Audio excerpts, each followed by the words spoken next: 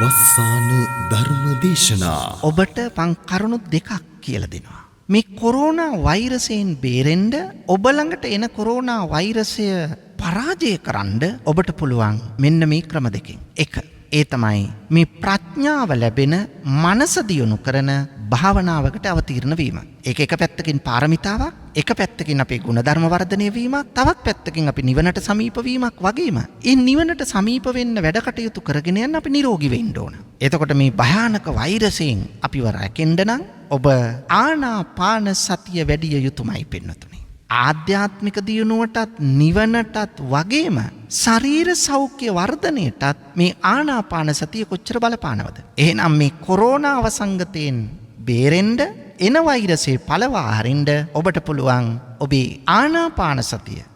දිග හුස්මක් ගන්න, දිග හුස්මක් පිට කරන්න. ගන්න හුස්ම පිට කරන හුස්ම ගැන හිතන්න.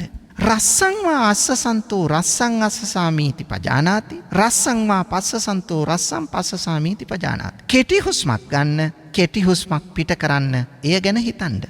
එහෙනම් බලන්න පින්නතුනි, දිග හුස්මක් ගන්න, දිග හුස්මක් පිට කරන්න, කෙටි හුස්මක් ගන්න, කෙටි හුස්මක් පිට කරන්න. දැන් ඔබේ මේ ක්‍රියාවලියෙන් හිත ඒකාත්මික වෙනවා, හිත දියුණු වෙනවා වගේම ඔබේ පෙනහළු දෙක ශක්තිමත් වෙනවද නැද්ද?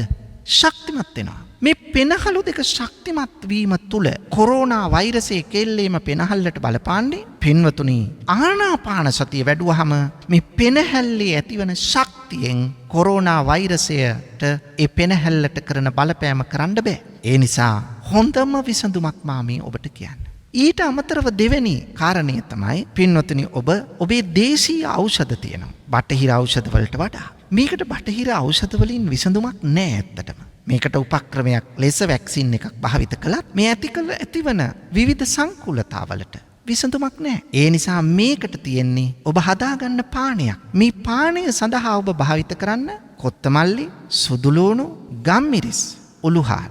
මේන් ඔබට කායික වශයෙන් තියෙන ශක්තියක් එනවා. දැන් මේ ශක්ති දෙක එකතු කරන විදියක් මම මේ කිව්වේ. එක පැත්තක් මානසික ශක්තිය, අනික කායික ශක්තිය. මේ දෙක එකතු වුණාම ඔබට මේ වෛරසයෙන් සෑහෙන දුරට බේරිලා ඉන්න පුළුවන් පින්නතුනේ. මේ ආවත් ඒ පළවා හැරීමේ ශක්තිය ඔබ තුල අනිවාර්යයෙන්ම ගොඩ නැගෙනවා. එහෙනම් එක පැත්තකින් පාරමිතාවක්, ප්‍රඥා පාරමිතාව සඳහා අත්‍යවශ්‍යයි. මොකක්ද අත්‍යවශ්‍ය? භාවනාව. අනික් පැත්තෙන් මේ මොහොතේ මේ රෝගී තත්වයෙන් බේරීම සඳහා අවශ්‍යයි. දිනපතා නවතම ධර්ම දේශනා ශ්‍රවණය කිරීමට වස්සාන ධර්ම දේශනා අපගේ YouTube නාලිකාව දැන්ම subscribe කරන්න. බෙල් අයිකනය ක්ලික් කරන්න.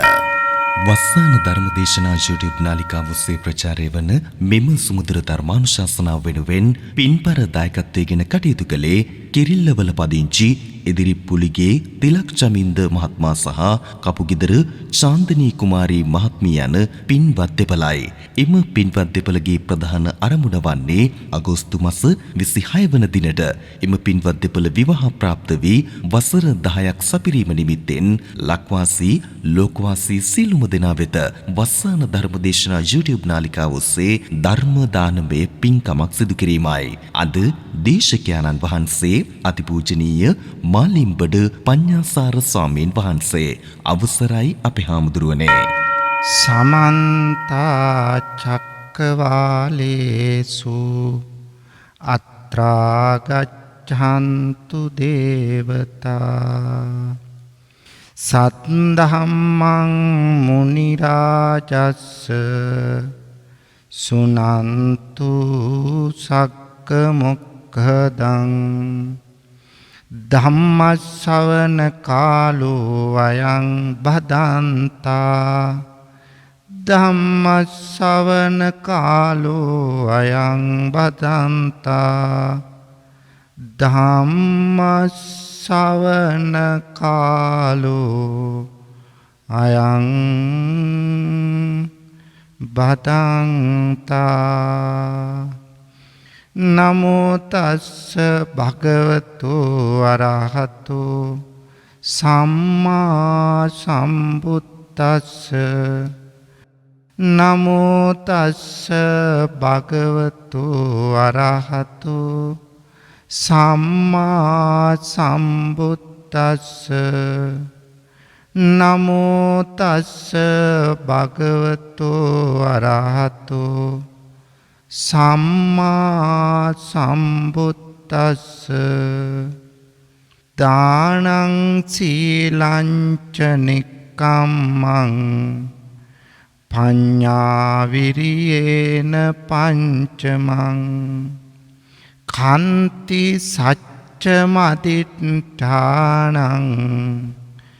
මෙත්තුපෙක්ඛා ඉමේ දසති.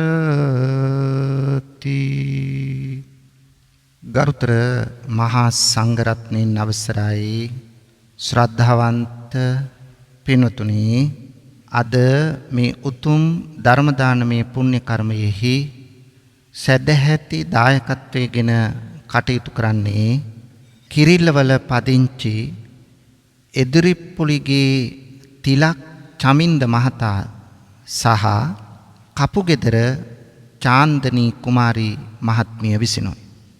මේ පින්වතුන්ගේ මූලික ප්‍රධානතම අරමුණ තමයි අගෝස්තු මාස 26 වන දිනට විවාහ වී අවුරුදු 19ක් පිරීම නිමිත්තෙන් එයට ආශිර්වාද ලබා ගැනීම.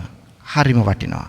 විවාහ වෙලා අවුරුදු 19ක් අඬදබරයක් නැතුව සමගියෙන් සහජීවනයෙන් දුක සැප බෙදා ගනිමින් මේ කටයුතු කරන ඔබ දෙදෙනාට වාසනාවන්ත යුග දිවියක් තව දුරටත් ගත කරන්නට මේ ධර්ම දානමය පින්කමේ ආනිසංසත් තුනුරුවන්ගේ ආශිර්වාදයත් දෙවියන්ගේ රැකවරණයත් ලැබේවායි අප ප්‍රාර්ථනා කරනවා.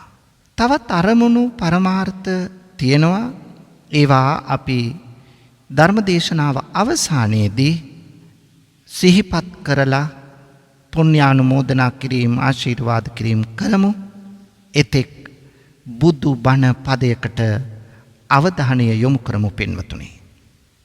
ඔබ මේ සූදානම් වන්නේ ලෞතර බුදුරජාණන් වහන්සේ විසින් ලෝක සත්වයා විශේෂෙහි පතල මහා කරුණාවෙන් දේශනා කොට වදාළ බණ පදයක් ශ්‍රවණය කරමින් උතුම් ධර්ම දානමය පින්කම සිද්ධ කරගන්න වගේම ධර්මඥානෙ වර්ධනය කරගන්න. බණපදයක් අහන්න නැතුව පින්වතුනි කිසිවෙකුට නිර්වාණාවබෝධය ලබන්න බෑ. ඒ නිසා බණපදයක් අපි ශ්‍රවණය කළ යුතුමයි. බුදුරජාණන් වහන්සේ බුද්ධත්වයෙන් පසු අවුරුදු 45ක් මුළුල්ලේම සිදු කළේ අවබෝධ කරගත් නිර්මල ධර්මය භික්ෂු භික්ෂුණී උපාසක උපාසිකාවන්ට දේශනා කිරීමයි. දේශනාව අවසන් වෙද්දී බොහෝ පිරිසක් මාර්ගඵල අවබෝධය සෝවාන් සකදාගාමි අනාගාමි රහත් භාවයට පත්වෙන්න තරම් පින්වතුනි භාග්යක් ලැබුවා. එසේනම් ධර්මයේ ශ්‍රවණය කිරීමෙන් තොරව අපට ධර්මයෙන් දැනුවත් වෙන්න විදියක් නැහැ.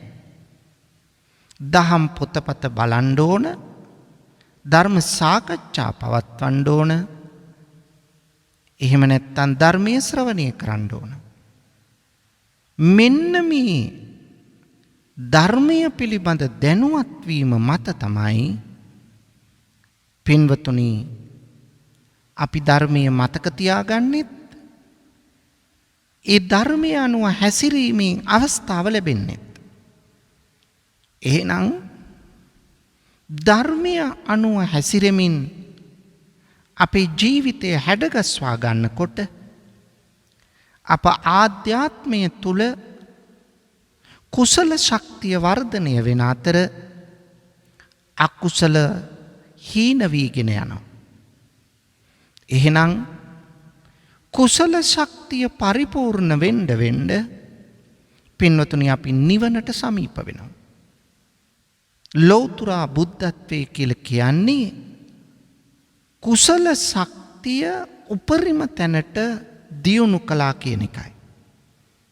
ඒ ආධ්‍යාත්මික කුසල ශක්තියයි. එහෙනම් බුදුරජාණන් වහන්සේ අපටද පෙන්වා දුන්නේ මම ඔබට මඟ පෙන්වනවා. තුම්මේහි කිච්ඡං ආතප්පං අක්ඛාතාරෝ තථාගතා. තථාගතවරු මඟ කියනවා. ඔබට තියෙන්නේ ඒ මඟ ගමන් කරමින් තම ආධ්‍යාත්මී කුසලතා, ශක්්‍යතා, හැකියා වර්ධනය කර ගැනීමයි. ඒ සඳහා අපි උත්සුක වෙන්න ඕන පින්වතුනි. එහෙනම් ඒකට අවශ්‍ය කරන පරිසරය අපි පියවරින් පියවර සකස් කර ගන්න ඕන. ඒ තුල තමයි අපට නිවනට සමීප වීමේ වාසනාව ලැබෙන්නේ. පින්වතුනි, මේ නිර්වාණය සාක්ෂාත් කරන මගෙහි ගමන් කරන අපි තුල ආධ්‍යාත්මික ගුණයන්, ඒව තමයි හැකියා කියන්නේ, ශක්්‍යතා කියන්නේ, කුසලතා කියන්නේ. අන්න ඒ ගුණ අපි තුල වර්ධනය කර ගැනීමක් අත්‍යවශ්‍යයි. පින්වතුනි, ඒ සඳහා තමයි බුදුරජාණන් වහන්සේ දස පාරමිතාවක් බෝධිසත්වයෙක් හැටියට පූර්ණේ කළේ. එහෙනම් අපේ ජීවිත තුලත් බුද්ධත්වයේ ලැබීමේ බලාපොරොත්තුව, පසේ බුද්ධත්වයේ ලැබීමේ බලාපොරොත්තුව හෝ රහත් වී නිර්වාණය සාක්ෂාත් කර ගැනීමේ බලාපොරොත්තුව, රහත් බෝධිය හෝ අපි ප්‍රාර්ථනා කරන්නේ නම් ඒ සඳහාද මේ පාරමී ගුණයන් පූර්ණය කිරීම අත්‍යවශ්‍යයි. ඒ නිසා ගිහි පැවිදි අපි කවුරුත් මෙන්න මේ ගුණ අපේ ජීවිතය තුළ සංවර්ධනය කරගත යුතුයි පින්වතුනි. මේ ගුණ කදම්බය අපේ ජීවිතයට එක් කරගන්නකොට එහි පළමුව දක්වා තියෙන්නේ දාන පාරමිතාව. පාරමිතා කියන්නේ මේ අදාළ දේ පුහුණුව ලබනවා කියන එකයි.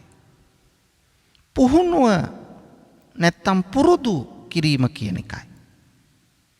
මේ ලබන පුහුණුව තමයි පින්වතුනි අපේ සැබෑ කුසලතාව වර්ධනය කරන්න හේතු වෙන්නේ. එතකොට පළවෙනිම පාරමිතාව දානය. පින්වතුනි, දානය හැම තැනම වගේ මුලින් සඳහන් කරලා තියෙනවා. දස පාරමිතා ගත්තත්, දස රාජධර්ම ගත්තත්, සතර සංග්‍රහ වස්තු ගත්තත්, ත්‍රිවිධ පුණ්‍ය ක්‍රියා ගත්තත්, මොන පින්කම් මාලාවේ වුණත් දානය මුලට අරන් තියෙනවා. එතකොට දානය අපි පුරුදු පුහුණු කළ යුතුයි. දන් දීම පින්වතුනි අපට සරලව පටන් අරගෙන ගමන් කරන්න පුළුවන්. අපි කෑම කනකොට මේ කෑම පිඟාන කෑම කාලි ඉවර වෙලා එය සෝදා පිටතට විසි කරද්දී අපට හිතන්න පුළුවන් නම් පින්වතුනි මේ ඉඳුල් වතුර ටික සතෙකුට ආහාරයක් වේවා කියලා. මේ දානයයි. හැබැයි මෙතන චේතනාව අතිශය වැදගත්. නිකම්ම ඉඳුල් වතුර ටික විසි කරාට මේ කුසලය සිද්ධ කරගන්න බෑ. අපි හිතන්න ඕන පරිත්‍යාගශීලී චේතනාවෙන්. චේතනාහම් භික්කවේ කම්මං වදාමි. චේතනාවනේ කර්මය වෙන්නේ. ඒ නිසා පරිත්‍යාගශීලී දානමය චේතනාවක් ඔබ තුල ඇති වෙන්න ඕන පින්වතුනි. දැන් බලන්න, භික්ෂූන් වහන්සේලාට මේ දිනචරියාව හුරු කරවද්දී එහි පෙන්වා දෙනවා. අරුණට පළමුව දැහැටි වළඳා මලු පෙත්මන් ඇමද නිමවා පැන් පෙරහා තබා මේ ආදී වශයෙන් මෙය පුරුදු පුහුණු කරන ගමන් කියනවා දානය වළඳද්දී ඒ වැළඳීමට පෙර තමන්ට අන් අයගෙන් ලැබෙන දානය තමයි. හැබැයි ඒ වළඳන්න පෙර පින්වතුනි බත් සරලුවක්වත් දන් දී. බත් මිටක් හරි අනුන්ට දන් දෙන්න. මේක දානය. තමන්ට ලැබෙන දෙයින් පින්වතුනි පුළුවන් මේ දානමය පාරමිතාවට සම්බන්ධ වෙන්න. බලන්න කොච්චර වටිනවද කියලා.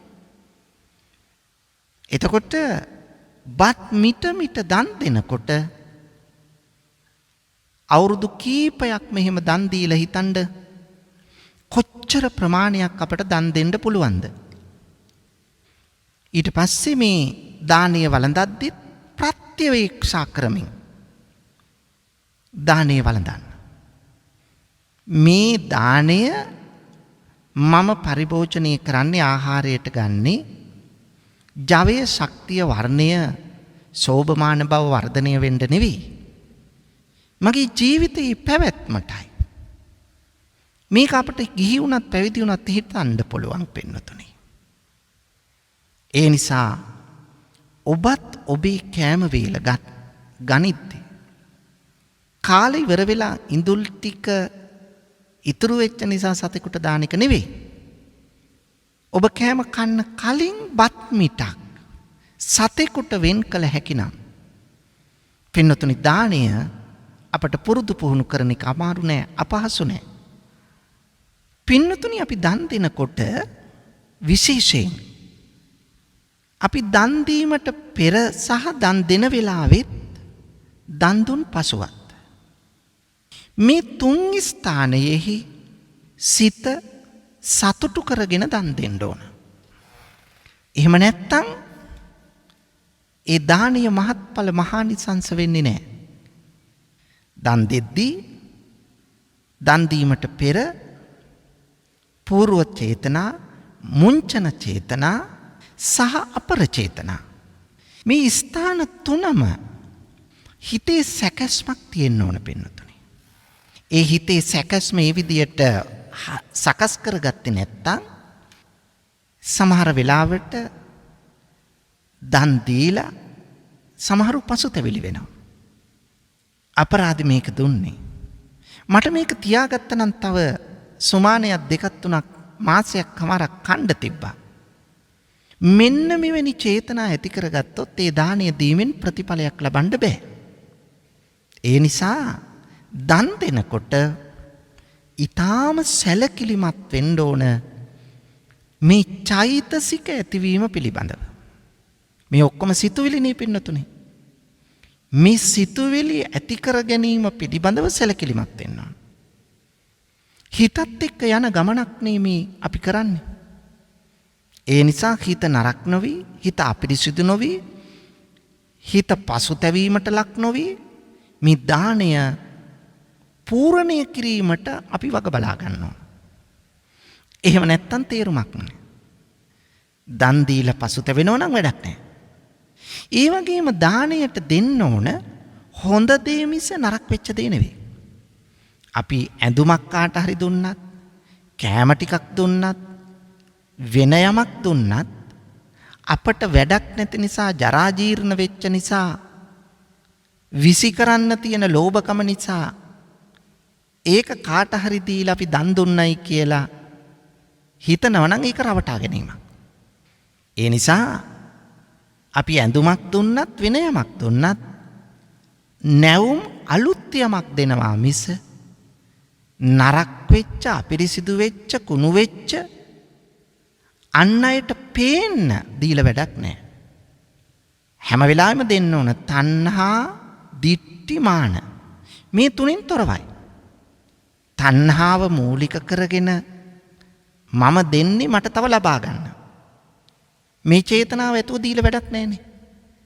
ලැබෙන දේ ලැබෙයි පින්නතුනේ. මේක අල්ලගෙන මේ තණ්හාවෙන් දෙන්න එපා. වැරදි දැක්මකින් දෙන්න එපා. ඒ වගේම තමන්ගේ ගෞරවය රැක ගන්න, ප්‍රසිද්ධිය ලබා ගන්න, මේ වගේ මානතික සිතුවිලි වලින් දන් දීලා වැඩක් නැහැ.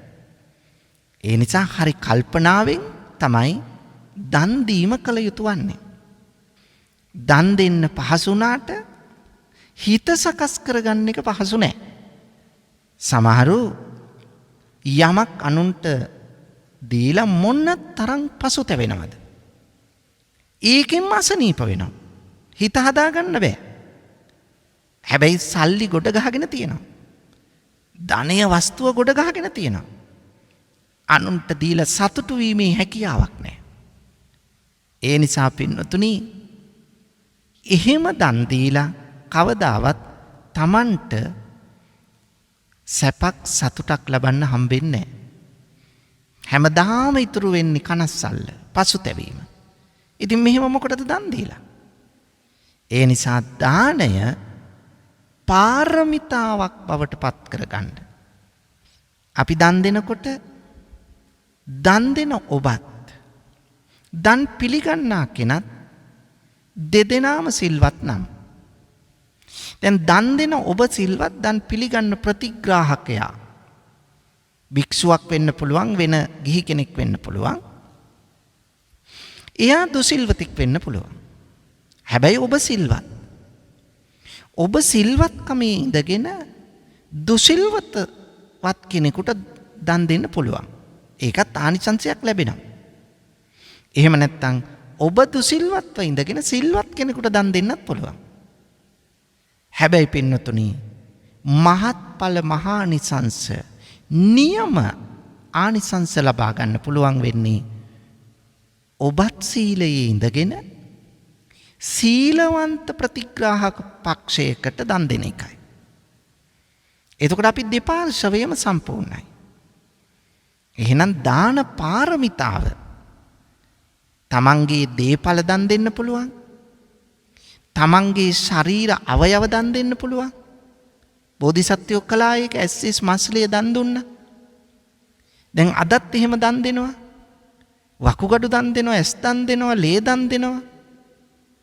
තමන්ගේ ධනය වස්තුව පමණක් නෙමෙයි තමන්ගේ ශරීරාංග. ඊළඟට තමන්ගේ ජීවිත පරිත්‍යාගයෙන් දානය ක්‍රියාත්මක කරනවා. ඒ නිසා මේක ආකාර 3කට බෝසතුන් සම්පූර්ණ කළා. අපිත් මේකෙන් ආදර්ශයක් ලැබලා පින්නතුනි අපිත් පුළුවන් ආකාරයට දානය සම්පූර්ණ කරන්න ඕන. මොකද අපට භවයක් තියෙනවා. භවය අපට ලැබෙන්න ඕන. දැන් බලන්න සීවලී මහරහතන් වහන්සේට කොච්චරනම් දේවල් ලැබෙනවද? ඒ ලැබෙන්නේ ඇයි? උන්වහන්සේ දීම හොඳට පුරුදු කළ නිසා. අපිත් පින්නතුනි ගෙදර සීවලී මහරහතන් වහන්සේගේ පින්තූරේ උළුවස්ස උඩින් ගහලා එල්ලලා පින්තූරේ ඒකට උදේ හවස හඳුන් කූරුපත්තු කරනවා. පහන් දැල්වනවා. දැල්වලා අපිත් හිතනවා නම් අපටත් ඒ විදියටම ලැබේවා කියලා. කවදාවත් ඒක වෙන්නේ නැහැ. දැන් සීවලී මහරහතන් වහන්සේට අපි පහන් පත්තු කරාට සුවඳ දුම් ඇල්ලුවට කමක් නැහැ. හැබැයි සීවලී මහරහතන් වහන්සේ වගේ අපට ලැබෙන්න නම් සීවලී මහරහතන් වහන්සේ සංසාරේ පුරුදු කළ ප්‍රතිපත්තිය අපි තුල පුරුදු කරන්න ඕන. ඒක තමයි දානය. උන්වහන්සේට ලැබෙනවා. ලාභීන් අතර අග්‍රස්ථානයට පත් වුණේ ඒකයි. හැබැයි බලන්න ලෝසක මහරහතන් වහන්සේ රහත් වෙලා උන්වහන්සේට පිණ්ඩපාත ගියාට කවදාවත් ලැබෙන්නේ නැහැ. දම් බෙදන්න එන අයට පේන්නේ පාත්‍රය පිරීලා වගේ. අන්න බලන්න පින්නතුනි දන් දීම හා දන් නොදීම අතර තියෙන වෙනස. රහත් වෙන්න වාග්ය තිබුණා. රහත් වෙන්න කුසලතාව තිබුණා. ඒ උනාට දන් දීලා නැහැ. ඒ නිසා ලැබෙන්නේ නැහැ. මෙන්න මේ චරිතාපදාන දෙකෙන් අපට හොඳට පැහැදිලි පේනවා දන් දීම හා දන් නොදීම අතර වෙනස. ඒ නිසා දන් දීමේ ගුණය අපි තුල පුරුදු පුහුණු කරන්න ඕන පාරමිතාවක් වශයෙන් පින්වතුනි. අපේක්ෂාවෙන් තොරව මේවයින් ලැබේවා කියන බලාපොරොත්තුවෙන් තොරව තණ්හාවෙන් තොරව අපි දන් දෙන්න පුරුදු වෙන්න ඕන. පින්වතුනි කොච්චර දන් දුන්නත් අපට ඊළඟ භවය සුගතියකටපත් වේවා කියලා හරියටම කියන්න බෑ දාණයෙන් පමණක්. ඒ නිසා සීලය කියන සීල පාරමිතාව කියන එක අපට අත්‍යවශ්‍ය ගුණාංගයක් වෙන්නතුනි. සීල පාරමිතාව. මොකද දානය වගේම සීලයත් ඕන. සීලය සම්පූර්ණ කළොත් පින්නතුනි ස්ථිරවම අපි සුගතියක උපත ලබන්න භාග්‍ය ලැබෙනවා. ඒ නිසා සිල් රැකීමත් අත්‍යවශ්‍ය ගුණාංගයක්. දැන් බුදුරජාණන් වහන්සේ බෝධිසත්වයෙක් හැටියට සංසාරයේ මේ සීලය පාරමිතාවක් වශයෙන් පින්නතුනි සම්පූර්ණ කළා. ඒ නිසා අපිත් ඉන් ආදර්ශය ලබලා මේ සීලය පාරමිතාවක් වශයෙන් පුරන්නට අපිත් කටයුතු කරන්න ඕන. පින්නතුනි එදිනෙදා අපට පුළුවන් ගිහි පින්නතුන් හැටියට ඔබට සීලය පංච සීලයෙන් පටන් ගන්න. ඒ නිසා මේ පංච සීලය තුල තියෙන්නේ එහෙම නැත්නම් අෂ්ටාංග සීලය තුල පින්වතුනි එහෙමත් නැත්නම් ආජීව අෂ්ටමක සීලය තුල දස සීලය තුල උපසම්පදා සීලය තුල කවර සිල්පදයකින් හෝ සිද්ධ කරන්නේ කය වචන දෙක සංවර කරවන එකයි හික්මවන එකයි. හිතට සිල්පද දාලා නෑනේ බුදුහාමුදුරුවෝ. සිල්පද සකස් කරලා තියෙන්නේ කයටයි වචනයටයි. කාය වාචානං සමෝදානං සීලං. කය වචන දෙක තමයි සංවර කරගන්න ඕන. කයින් සිද්ධ කරන වැරදිවලුයි වචනයෙන් සිද්ධ කරන වැරදිවලුයි අපි අයින් වෙන්න ඕන. ඉවත් වෙන්න ඕන.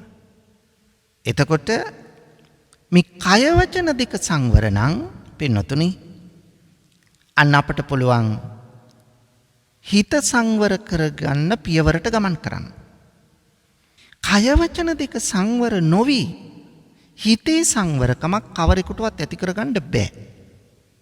මොකද හිත තුල කුසල සමාධියක් ඇති කරන්න බෑනේ පින්නතුනි ප්‍රාණඝාත කර කර අදත්තාදාන කර කර. එහෙනම් කුසල වාදී සමාධියක් ඇති කරගන්න නම් කුසලකාමී සමාධියකට අපේ හිත අරගෙන යන්න නම් සීලයත් අවශ්‍යයි.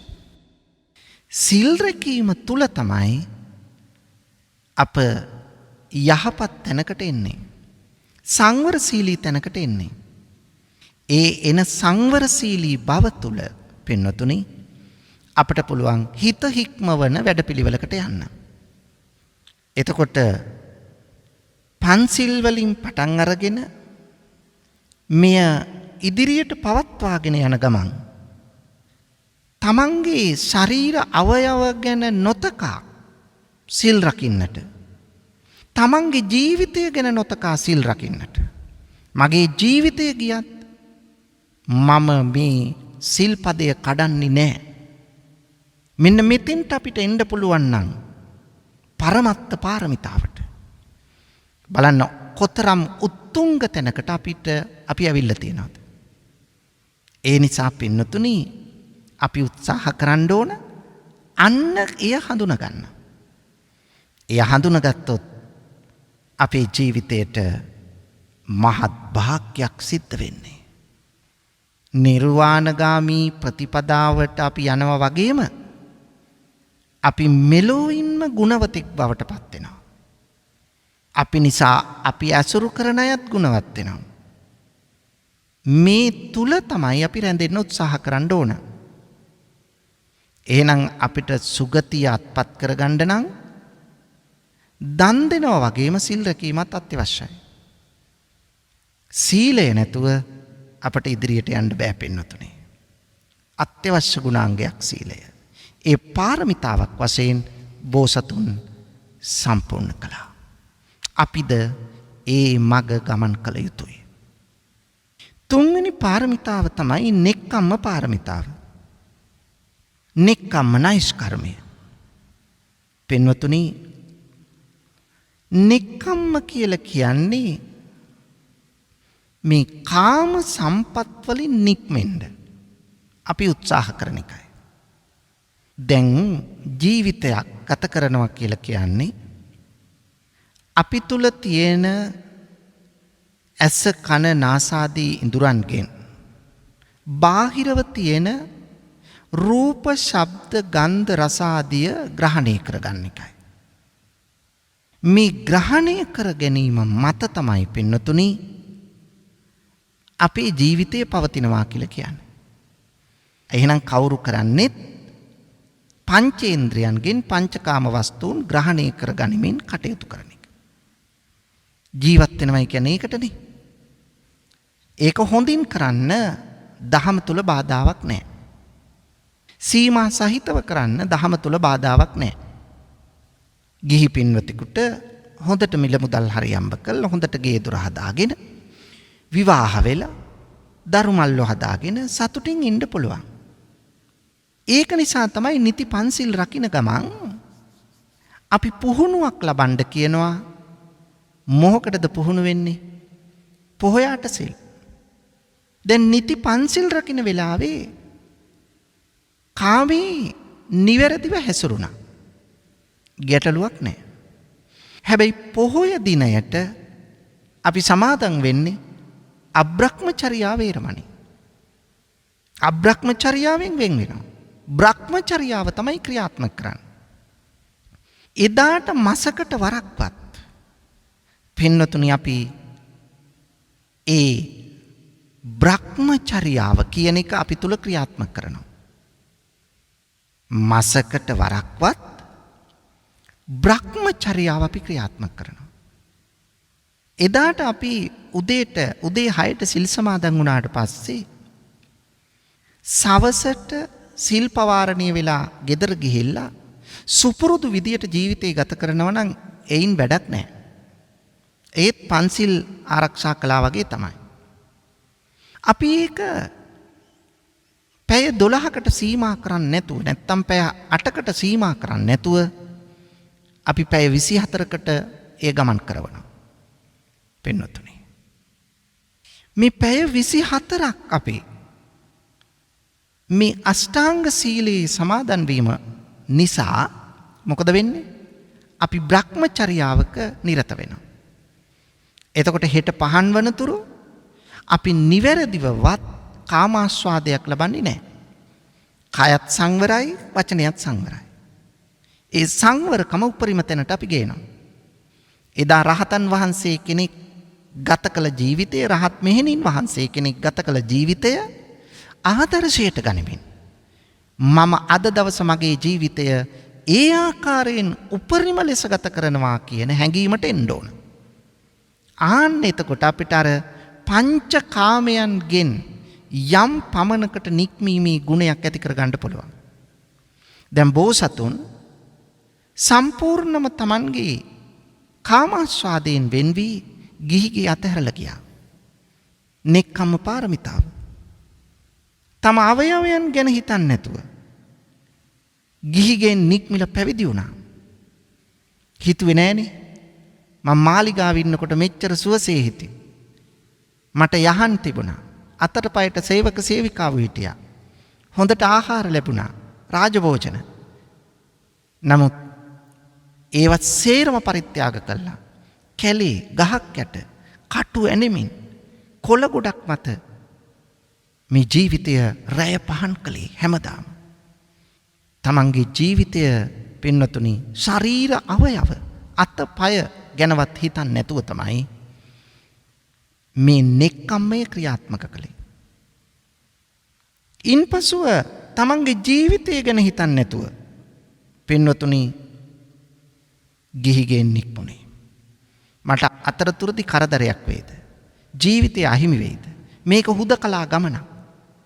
කවුරු හරි මාව මරා දායිද? මේ කිසිවක් ගැන නොසිතා බලන්න නෙක්ඛම් මේ කොයිතරම් ක්‍රියාත්මක කළාද? බෝධිසත්වයෙක් හැටියට අවසන් භවයේත් මේ ගුණය උන්වහන්සේ තුල තිබුණා. අපිත් අපේ ජීවිතේ මේ නෙක්ඛම්මය, කාමයෙන් වෙන්වීමේ ගුණය ශක්ති පමණින් පුරුදු පුහුණු කරන්න ඕන පින්වතුනි. ඒ නිසා නිති පන්සිල් රකින්න ගමන් පොහොය අෂ්ටාංග සීලය සමාදන් වෙමින් අපි ඒ විදියටවත් පුරුදු පුහුණු කළා මේ පංච කාමයේ ආදීනව දැකලා ඒකේ ආස්වාදයේ පැත්ත විතරක් දකින්න නැතුව එහි ආදීනව දකිමින් එයින් වෙන් වෙන්න උත්සාහ කළොත් අන්න එතන අපි සාර්ථකයි. අපි උත්සාහ කරන්න ඕන පින්වතුනි එතෙන්ට එන්න. හතරවෙනි ගුණාංගය නැත්තම් පාරමිතාව තමයි පඤ්ඤා නැත්තම් ප්‍රඥා පාරමිතාව. පින්වතුනි ප්‍රඥාව දෛනික ජීවිතයටත් අවශ්‍යයි, ලෝකෝත්තර ජීවිතයටත් අවශ්‍යයි. නිර්වාණය සාක්ෂාත් කරනවා කියන්නේ අපි ප්‍රඥාවේ උපරිම තැනට එනවයි කියන එකයි. බුදුරජාණන් වහන්සේ බුද්ධත්වයේ නම් වූ මහා ප්‍රඥාවන්තයෙක් බවට පත් වුණා. අපිත් අපි ප්‍රඥාව දියුණු කරගන්න ඕන. අපට ලෝකී යථාර්ථය ඇත්ත ඇති සැටියෙන් දැකීමේ නුවණ. එනම් අපි තුල තියෙන්නේ නාම රූප ධර්මයන්ය. ඒ කියන්නේ පුද්ගලයා කියලා කියන්නේ නාම රූපවල එකතුවක්. රූප වේදනා සංඥා සංකාර විඥාන මේ නාම රූපවල එකතුවක් අපි තුල තියෙන්නේ. ඊළඟට මේ සියල්ල මොකද වෙන්නේ? අපි අරගන්නව නම් නිට්ටයයි සුඛයි ආත්මයි කියලා ඒක වැරදි දැක්මක්. අපි ඒක දකින්න ඕන අනිත්‍යයි දුක්ඛයි අනාත්ම වශයෙන්.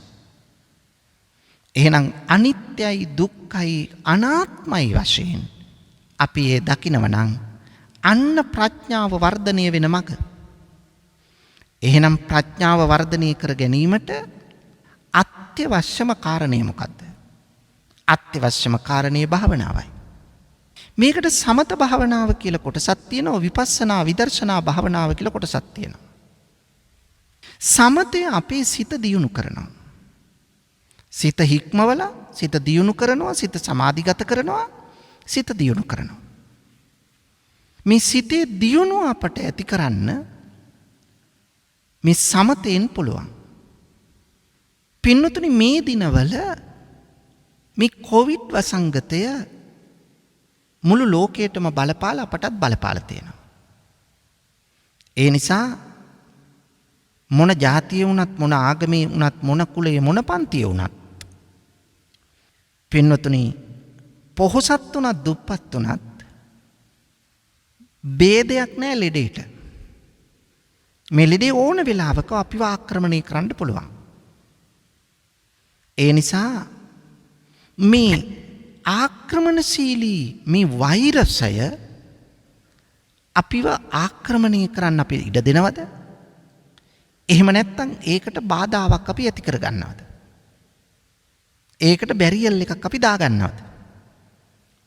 පින්වතුනි අපි වග බලා ගන්න ඕන මේ හැම දෙයකටම මානසික ශක්තිය අපට අත්‍යවශ්‍යයි. මනස දුර්වල වෙන්න ලෙඩ අප ළඟට එන ප්‍රමාණය වැඩි. එහෙනම් මනස ශක්තිමත් කරගන්න අපි ඇවිද්දම හරිද? ව්‍යායාම කරාම හරිද? හොඳ කෑම වර්ග ගත්තම හරිද? හොඳට විනෝද වුණාම හරිද? හොඳ ගෙයක් ඇතුලේ ජීවත් වුණාම හරිද? මේ එකකින්වත් පින්නතුනි මනස ශක්තිමත් වෙන්නේ නැහැ.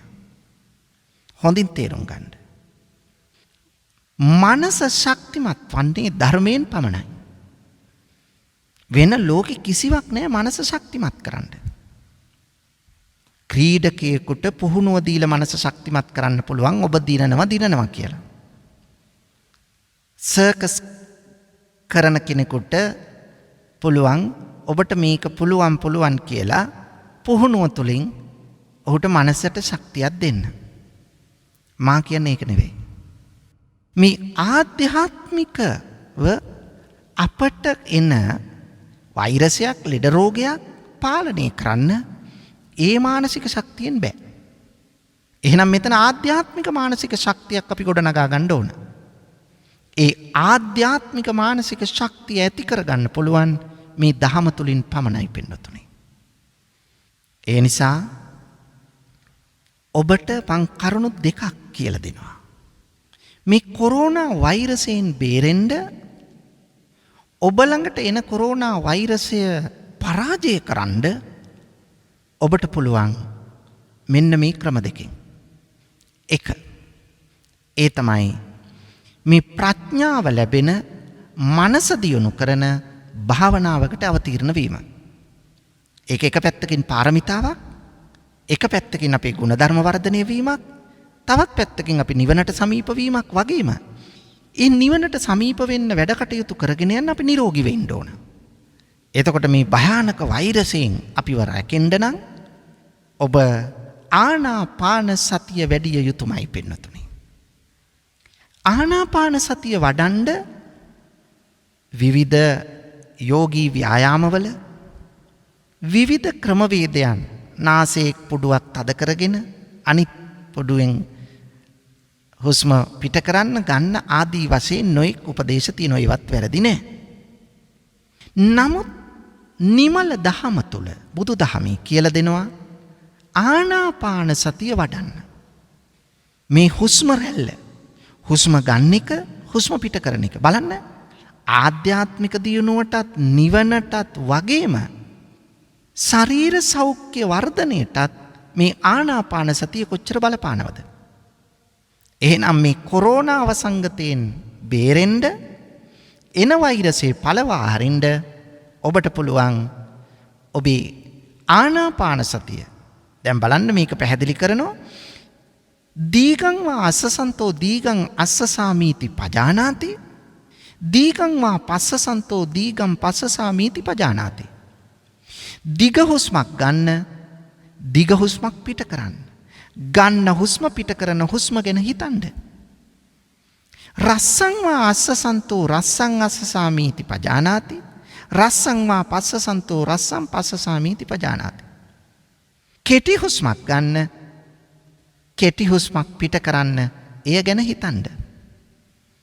එහෙනම් බලන්න පින්නතුනි, දිග හුස්මක් ගන්න, දිග හුස්මක් පිට කරන්න, කෙටි හුස්මක් ගන්න, කෙටි හුස්මක් පිට කරන්න. දැන් ඔබේ මේ ක්‍රියාවලියෙන් හිත ඒකාත්මික වෙනවා, හිත දියුණු වෙනවා වගේම ඔබේ පෙනහළු දෙක ශක්තිමත් වෙනවද නැද්ද? ශක්තිමත් වෙනවා. මේ පෙනහළු දෙක ශක්තිමත් වීම තුල කොරෝනා වෛරසයේ කෙල්ලේම පෙනහල්ලට බලපාන්නේ පින්වතුනි ආනාපාන සතිය වැඩුවහම මේ පෙනහැල්ලේ ඇතිවන ශක්තියෙන් කොරෝනා වෛරසයට ඒ පෙනහැල්ලට කරන බලපෑම කරන්න බෑ. ඒ නිසා හොඳම විසඳුමක් මා මේ ඔබට කියන්න. ඊට අමතරව දෙවෙනි කාරණය තමයි පින්වතුනි ඔබේ දේශීය ඖෂධ තියෙනවා. බටහිර ඖෂධ වලට වඩා. මේකට බටහිර ඖෂධ වලින් විසඳුමක් නැහැ ඇත්තටම. මේකට උපක්‍රමයක් ලෙස වැක්සින් එකක් භාවිත කළත් මේ ඇතිවන විවිධ සංකූලතාවලට විසඳුමක් නැහැ. ඒ නිසා මේකට තියෙන්නේ ඔබ හදාගන්න පානයක්. මේ පානය සඳහා ඔබ භාවිත කරන්න කොත්තමල්ලි, සුදුලූණු, ගම්මිරිස්, උළුහාල්. මේ හතර එක් අයෙකුට නම් කොත්තමල්ලි මේස හැන්දක්, ඒ වගේම උළුහාල් මේස හැන්දක්, ගම්මිරිස් ඇට 4-5ක්, සුදුලූණු බික් 2ක්. මෙය පිරිසිදුව සෝදා අරගෙන කොත්තමල්ලි ටික බැදලා අරගෙන මේක ලිපේ තියලා වතුර ප්‍රමාණයට දාලා විනාඩි 10ක් 12ක් මේක තම්බලා ඔබත් බොන්න. මම මේ එක්කෙනෙකුට ගන්න පානයයි ඔය කිව්වේ. ඒ අනුව ඔබ ඒක සකස් කරගන්න. මේන් වීදුරුවක් උදේට හෝ සන්ධ්‍යාවට හෝ පානය කරන්න. ඔබේ දරුවටත් දෙන්න. මේන් ඔබට කායික වශයෙන් තියෙන ශක්තියක් එනවා. දැන් මේ ශක්ති දෙක එකතු කරන විදියක් මම මේ කිව්වේ. එක පැත්තක් මානසික ශක්තිය, අනික කායික ශක්තිය. මේ දෙක එකතු වුණාම ඔබට මේ වෛරසයෙන් සෑහෙන දුරට බේරිලා ඉන්න පුළුවන් පින්නතුනේ. මේ ආවත් ඒ පළවා හැරීමේ ශක්තිය ඔබ තුල අනිවාර්යයෙන්ම ගොඩ නැගෙනවා. එහෙනම් එක පැත්තකින් පාරමිතාවක් ප්‍රඥා පාරමිතාව සඳහා අත්‍යවශ්‍යයි. මොකක්ද අත්‍යවශ්‍ය? ඒ භාවනාව. අනික් පැත්තෙන් මේ මොහොතේ මේ රෝගී තත්වයෙන් බේරීම සඳහා අවශ්‍යයි.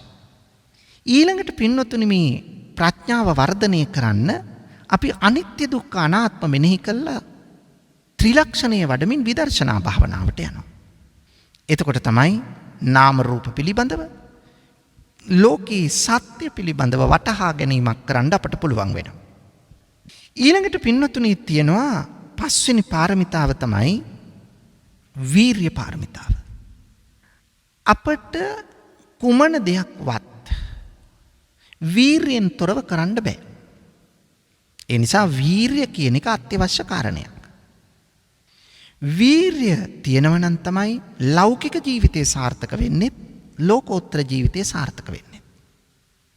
ලෞකික ලෝකෝත්තර උභය ජීවිතේ තමන්ගේ අරමුණු සාක්ෂාත් කරගන්න වීර්යෙන් තොරව බෑ. නොපසුබස්නා බව අධෛර්යයටපත් නොවේ. යම් කිසි කටයුත්තක් ආරම්භ කරනවා කියලා හිත ඉඳලා බෑ, ආරම්භ කරන්න ඕන. වීර්ය ආරම්භක ධාතු. ආරම්භ කර කාර්ය අඛණ්ඩව කරගෙන යන්න ඕන, නික්කම ධාතු. මේකට විවිධ බාධා එනවා. මේ බාධා මැඩගෙන ඉස්සරහට යන්න ඕන. පරක්කම ධාතු. ඒ වගේම පටන් ගත්ත වැඩේ මම නතර කරන්නේ නැහැ කියන ස්ථාවරයක් තියෙන්න ඕන. දැන් භාවනාවක් පටන් ගත්තාම ඒ භාවනාව මං අඛණ්ඩව කරගෙන යනවා. නැත්තම් හිතලා දින ගාණක් හිතලා පටන් ගත්තා. හැබැයි පටන් ගත්ත දවසේ විතරයි එතනින් එහාට භාවනාව ඉවරයි. එහෙම බෑ. මේක අඛණ්ඩව කරගෙන යන්න ඕන. අන්න ඒක තමයි තාම ධාතු හා ටිති ධාතු කියන්නේ. ස්ථාවර බව. මෙන්න මේ විදියට අපි කටයුතු කරනවා නම් පින්නතුනේ, අන්න ඒක තමයි නිර්වාණය සාක්ෂාත් කරන්න අපට තියෙන මඟ. එහෙනම් මේ දැඩි වීර්ය, නොපසුබස්නා වීර්ය නැතුව කිසිසේත් මේ ඉලක්කය ජයග්‍රහණය කරන්න බෑ. මේ ඉලක්කය ජයග්‍රහණය කරන්න වීර්ය කියන එක අත්‍යවශ්‍යයි. වීර්යෙන් තොරව මේ ගමන යා නොහැකි. ඊළඟට තියෙනවා පින්නතුනි 6 වෙනි පාරමිතාව තමයි කාන්ති. කාන්ති කියන්නේ ශාන්තිය. ශාන්තිය කියන්නේ ඉවසීම. අපිට නැතිම එකක් තමයි ඉවසීම. වහවහ කේන්ති ගන්න සුළු ස්වභාවය. ව්‍යාපාදය ඇති කරගන්න. ඉවසීම නැති නිසා අප්‍රමාණ අපට කරදර සිද්ධ වෙනවා. ඒ ඉවසීම නැති නිසා අපේ දේවල් අපිම විනාශ කරගන්නවා සමහර වෙලාවට. අතපය වලට හානි කරගන්නවා. සල්ලි දීලා ගෙනාවු බඩු ටිකම තමන්ම කඩලා බිඳලා දානවා. ඉවසීම නැහැ. සමහර වෙලාවට කෙනෙක් එක්ක බැන ගන්නවා. වාද කරගන්නවා. අවසානයේ තමයි තේරෙන්නේ මම කලේ මොන මෝඩ වැඩක්ද කියලා. හැබැයි එතකොට වෙන්න ඕන හරිය වෙලා ඉවරයි. ඒ නිසා පින්නතුනි ඉවසීම කියන එකයි පුරුදු කරන්න ඕන. සමහරු කියනවා මං ඉවසලා බැරිම තැන තමයි මේක කළේ කියලා. නෑ. බැරිම තැනදී තමයි ඉවසන්න ඕන පින්නතුනි. ඒ ඉවසීම පුරුදු කරන්න ඕන අන්න ඒකයි. මොකද එච්චර වෙලාවක් ඉවසලා ඒතනින් නතර කරලා එයාට බැන වැදුනා නම් පහර දුන්නා නම් අර අච්චර වෙලා ඉවසුව එකේ වැඩක් නැහැ. ඒ නිසා ඉවසීම කියන එක ඊටාම හොඳින් පුරුදු පුහුණු කරන්න ඕන. එතකොට තමයි අපට පුළුවන් වෙන්නේ මේ බලන්න මේ ආධ්‍යාත්මයට නැඹුරු වන ගුණධර්මනේ. මේවා නිකන් කවදාවත් ඇති වෙන්නේ නැහැ. මේවා අනිවාර්යෙන් පුරුදු පුහුණු කරලා යුතුයි. තමන්ගේ ජීවිතය තුළ ඇති කර ගන්න ඕන උවමනාවෙන් ආයාසයෙන්. මේවා නිකන් පහළ වෙන්නේ නැහැ. ඒක හොඳින් තේරුම් ගන්න. ශාන්තිය. ඒ වගේම හත්වෙනි පාරමිතාව තමයි සත්‍ය පාරමිතාව. බුදුරජාණන් වහන්සේ බුදු බව පතා සත්‍යම භාවිත කළා. කවදාවත් බොරුවක් කිව්වේ නැහැ, බොරුවක් කළේ නැහැ, බොරුවක් ඇඟෙව්වේ නැහැ. තමන්ගේ අවයව ගැන හිතන්නේ නැතුව, තමන්ගේ ජීවිතය ගැන හිතන්නේ නැතුව සත්‍යයට අවතීර්ණ වුණා. අපිත් පින්වතුනි අපේ ජීවිතය තුළ සත්‍ය පුරුදු පුහුණු කළ යුතුයි. සත්‍ය පුරුදු පුහුණු කළොත් තමයි අපට ඍජුව යම් තැනක පෙනී සිටින්න පුළුවන් වෙන්නේ. අමාරුයි. මොකද ලෝකෙම යන්නේ බොරුව මත. ඒ නිසා ඒ බොරුව අතරින් සත්‍යයට අපිත් පෙළඹෙනවා. අනේ යත් බොරු කරනවා නම් මාත් බොරු කරාම මොකද වෙන්නේ? වෙන්නේ ඉතින් Tamanටනේ පාඩුව. බොරුව පුරුදු කරන්නේ Taman තුලනේ. කෙටි ලාභයක් ලැබෙන්න පුළුවන්. හැබැයි බොරුවනේ පුරුදු කරලා තියෙන්නේ. ඒ නිසා පින්නතුනි අපි තුල පුරුදු කරන්න ඕන සත්‍ය, ඇත්ත. අමාරුයි. අමාරුවෙන් කළ යුතු දෙයක්. 8 වෙනි පාරමිතාව තමයි අදිෂ්ඨානය. අපි හැම එකටම තියෙන්න ඕන පින්නතුනි ස්ථිර අදිෂ්ඨානයක්. මගේ ඉලක්කය මම මේ විදියට ජය ගන්නවා. මේ අදිෂ්ඨානය නැත්තම් අපිට ගමනක් යන්න බෑ. අදිෂ්ඨානය තිබිය යුතුමයි. ඒ නිසා අදිෂ්ඨානය මුල් කරගෙන අපි ක්‍රියාත්මක වෙන්න ඕන. ඊළඟට තියෙනවා මෙත්තා මෛත්‍රිය. හරිම අමාරු දෙයක්. වෙනතුනි ව්‍යාපාදයේ තරහ වෙනුවට, පටිගය වෙනුවට අපි මෛත්‍රිය පුරුදු පුහුණු කරන්න ඕන. අමාරුයි. ඒයි ගුණධර්මනේ. මේව නිකන් ඇති වෙන්නේ නැහැ. අමාරුවෙන් පුරුදු පුහුණු කරන්න ඕන. මේ මිත්‍රත්වය හැම කෙනාටම, තමන්ගේ හිතවත් කෙනාටත් අහිතවත් කෙනාටත් ලෝකේ මෛත්‍රී කරන්න පුරුදු පුහුණු වෙන්න ඕන. මෛත්‍රී ආනිසංස අප්‍රමාණයි. මෛත්‍රී කරාම ඉස්සෙල්ලාම ආනිසංස ලැබෙන්නේ තමන්ට. අනුන්ට නෙවෙයි.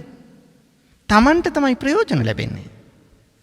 එතකොට තමන්ගේ දෛනික ජීවිතය කොච්චර සැපවත්ද, කොච්චර වාසනාවන්තද, කොච්චර සහනදායීද.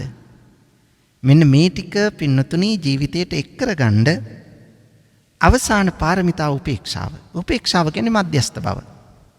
මේ පාරමිතා 10 දාන පාරමිතාව, සීල පාරමිතාව, නෙක්ඛම්ම පාරමිතාව, පඤ්ඤා පාරමිතාව, වීර්ය පාරමිතාව, ශාන්ති පාරමිතාව, සච්ච පාරමිතාව, අදිෂ්ඨාන පාරමිතාව, මෛත්‍රී පාරමිතාව, උපේක්ෂා පාරමිතාව කියන පාරමිතා 10 බෝධිසත්වයන් සංසාරේ පුරුදු පුහුණු කළා.